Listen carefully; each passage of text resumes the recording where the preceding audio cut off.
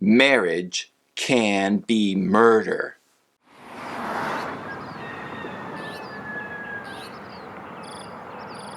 It says, marriage can be murder. You may feel that way at times.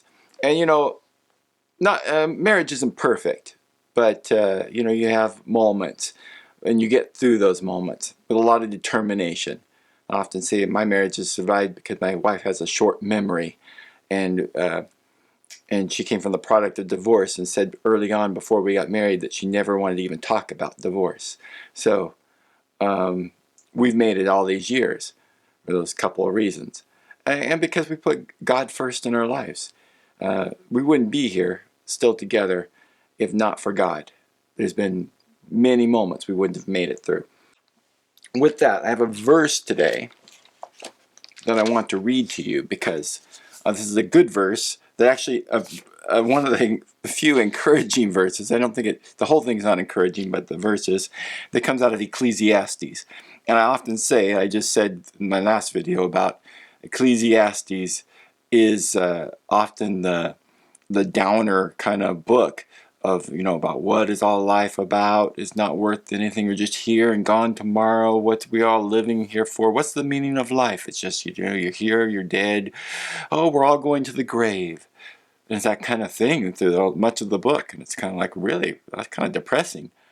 But it's got some gems in there, and this is one of them. Not that the whole book isn't good, it just can be a hard book to take at times. So let's read chapter 9, verse 9, that says, live joyfully with the wife whom you love all the days of your vain life, because she is your portion in life, and in your labor which you labor under the sun. I really have come to really like this verse and gravitate towards it a lot lately. It seems like I keep just rediscovering it. I open up the Bible, I think because I keep a certain paper in the Bible there, and when I open it, I usually see that verse many times over again. I just really like it because it reminds me. I even told my wife one night, I said, the Bible tells me that you are my portion in life. What all of life is here and brief, and you are the thing that I get the most joy out of while I'm here. I think she kind of liked it that I told her that. But that's what it says here, is that live joyfully with the wife whom you love all the days of your vain life. My vain life, my short life that's here and gone.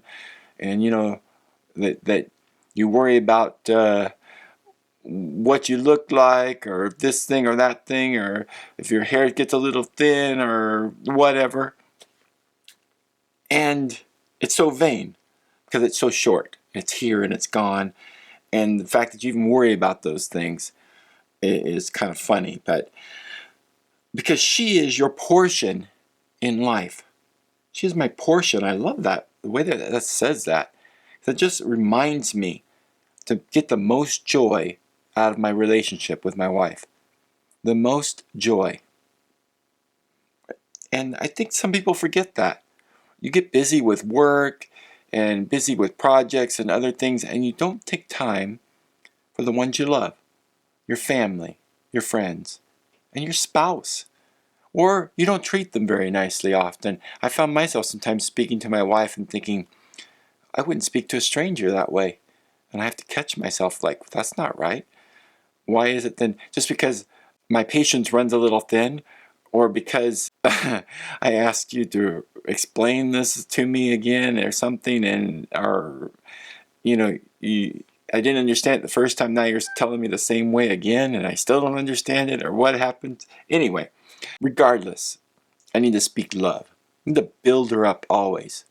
I like to think my wife is very successful, done very well for herself.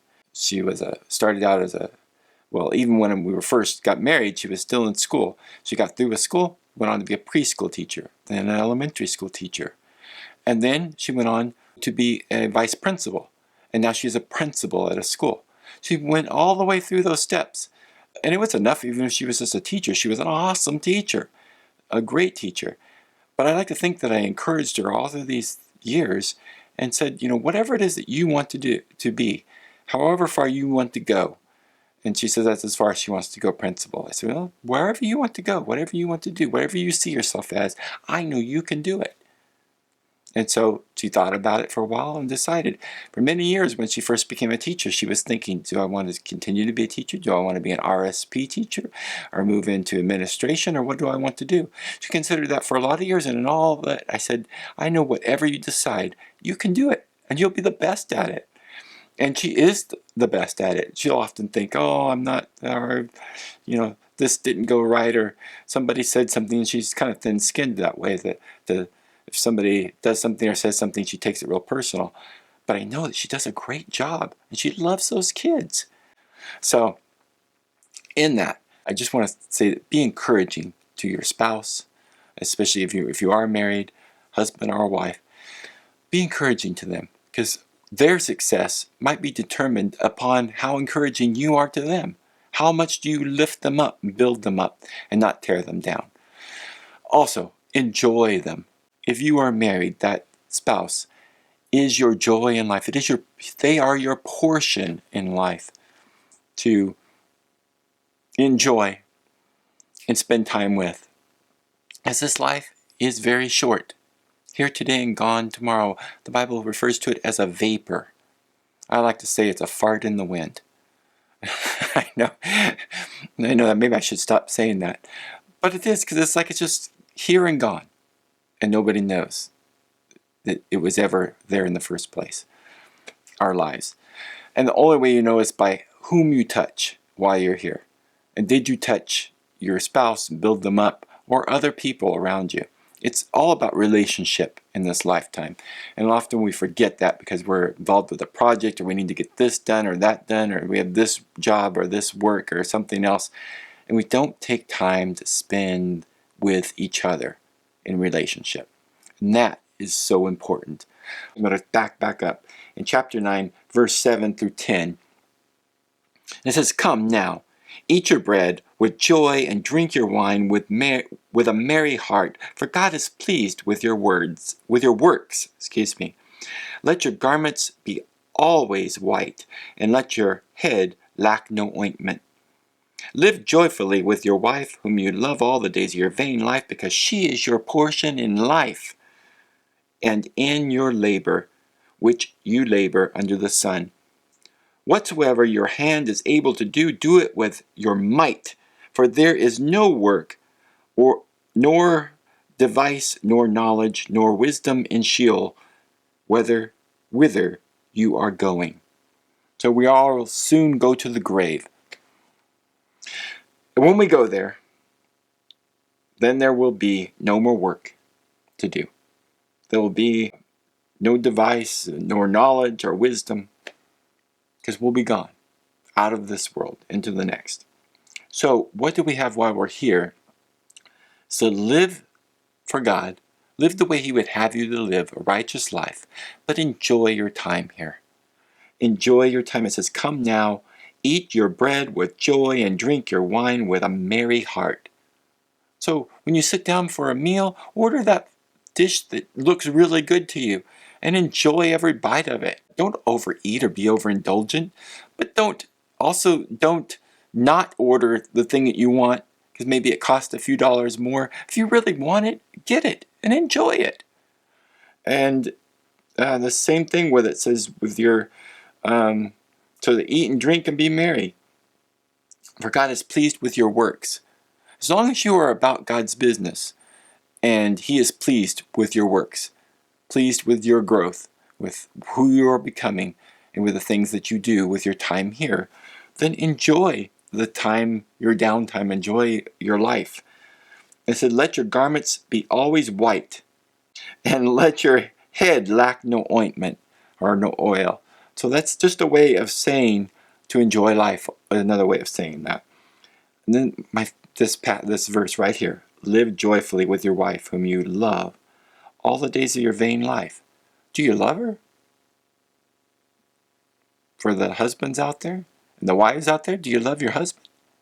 Then enjoy that time you spend together. All the days of your vain life. And it says, because she is your portion. And in your labor, which you labor under the sun. Whatsoever your hand is able to do, do it with your might. So do everything you do. Do as if you were doing it unto the Lord. Do it your best. Give it your best. Give it your all to everything. For there is no work or device or knowledge or wisdom in Sheol, whither you are going.